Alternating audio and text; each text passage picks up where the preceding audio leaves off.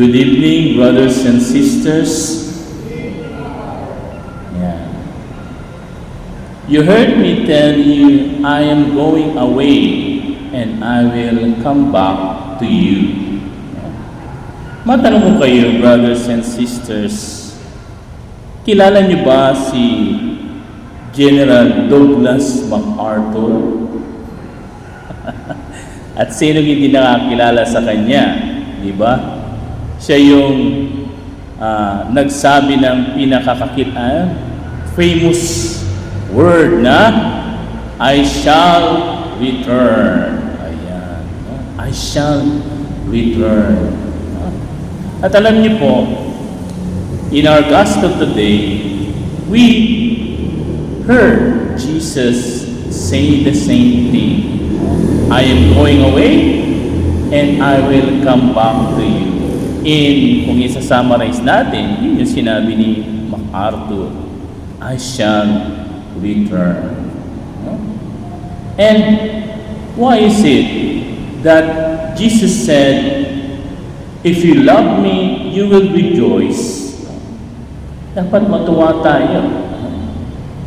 Hindi po ba? Naalala ko nung yung father ko, nagpunta ng abroad para magtrabaho as OFW sa Saudi. Of course, malungkot dahil aalis si tatay, pero at the same time, I am happy dahil alam ko, babalik uli siya. He will return to us.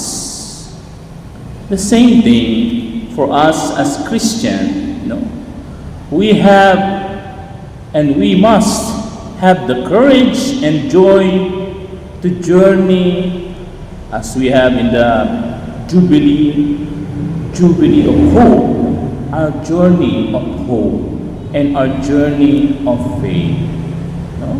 Kasi nga, yung ating Panginoon ay babalik. Hindi tayo niya iiwan. And as you know about Douglas MacArthur, who is a general, how much more Jesus himself, who tells us, I will come back and will prepare for you much better. Kaya nga, alam niyo po, there is no reason for us to be sad. Walang dahilan para tayo malungkot at mag-stress. Because God will return. At dapat nga, matuwa tayo na babalik siya. Kasi, ibibigay niya yung dapat at makatarungan. Alam niyo, ito yung pagkakaiba natin, especially ng mga Katoliko, sa ibang mga sekta, yung mga tinatawag na mga faith defender na mushroom churches. Anong pagkakaiba? Kasi sila, para bang yung pagdating ni Lord ay nakakatakot. Kailangan, may mga 666 pa daw, may mga kailangan daw ganito, kailangan mag-impok ng mga pagkain, may 3 days darkness, and so on and so forth.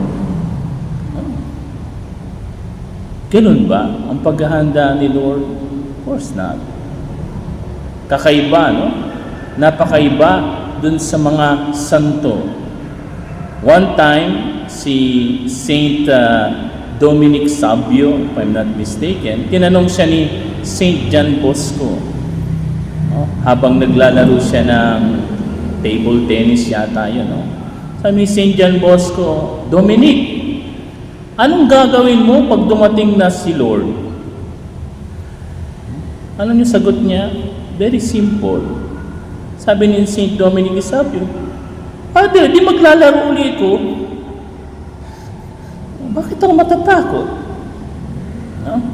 If your conscience is clean, if you do the will of God, if you do what is good, why are you be worried? Bakit ka mag-aalala? Pero yung ibang mga so-called Bible Christian, sasabihin, naku, magugunaw na ang mundo. Ay, tingnan nyo, nagkugwera doon. Ala, no.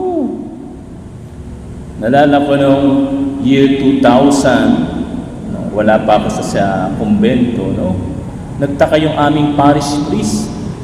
No? Sabi niya, altar server ako noon. No? Sabi niya, bakit ang daming nagpapabless ng kandila? Hindi ba tapos na yung Candelaria? Di ba tapos na yung Candelaria? Bakit ang dami pa rin nagpapabless ng kandila?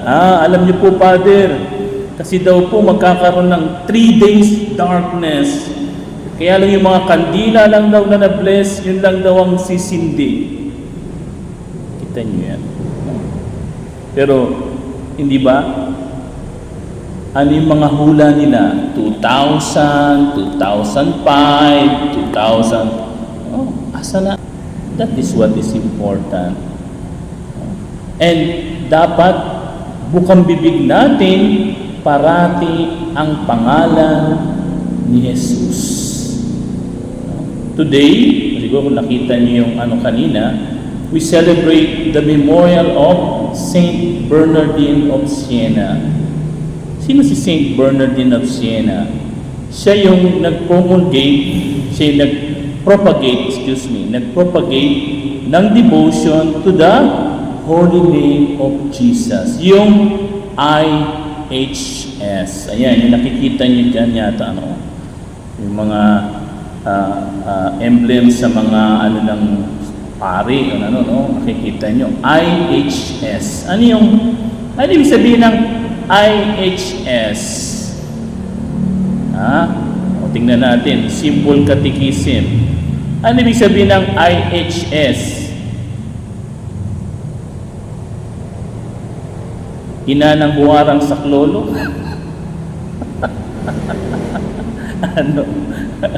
Ano ibig sabihin ng IHS? No? Tantanungin kayo, lalo yung mga lola dito at mga nanay. Nay, ano yung IHS? Yan. Anong sagot nyo? Ano yung IHS? Jesu Hominis Redemptor. No? Jesus, Redeemer of man. Or Jesus our Savior. The same thing. But IHS means Jesus Hominis Redemptor. Hindi. Hominis Salvator. Hindi pala Redemptor. Salvator kasi S. All Salvatoris. Jesum Hominis Salvatoris. Jesus, Savior of men. Kaya nga alam nyo, si Saint Bernardine of Siena, lagi niyang, pag nagpipreach siya, meron siyang tablet na may nakalagay na IHS. Pinopropagate niya yun. Hanggang sa akusahan siya, pero naipagtanggol niya yung devotion ng Holy Name. Kaya nga alam niyo po, napaka-importante, kung gusto nating hindi tayo matakot, i-pronounce natin yung pangalan ni Jesus. And dati, di ba? Yung iba sa inyo nakakalimutan na kapag binabanggit yung pangalan ni Jesus o yung sa liturgy, yung Jesus Christ, ayan, lalong-lalo na pagka nire-recite natin o kinakanta yung Gloria o papuri sa Diyos, anong dapat ginagawa natin? We must bow our head. That is devotion to the holy name of Jesus. Kasi yung pangalan ni Jesus ay hindi katulad ng pangalan mo at pangalan ko. The name of Jesus is the most powerful name in the world. Kaya alam nyo, ang demonyo ayaw niya na maririnig yung pangalang iyon. At never pinopronounce ng demonyo yung pangalang iyon. Because he knows how great the name of Jesus. Pero tayo minsan, para bang niloloko pa nga natin minsan yung pangalan ni Jesus. Pero alam nyo, Jesus' name is very powerful. And sana, no, katulad ng nangyari kay Saint Bernardine of Siena, no, na yung bukang bibig natin kahit sa sa ating huling sandali ng ating buhay sa mundo, sanang namumutawi sa ating bibig, walang iba kundi ang pangalan ni Jesus. The most holy and powerful name of Jesus. Kaya nga, hingin natin kay Saint Bernardine of Siena at tulungan tayo, huwag matakot sa pagdating ng Panginoon, bagkus maging bukang bibig natin parati ang pangalan ni Jesus.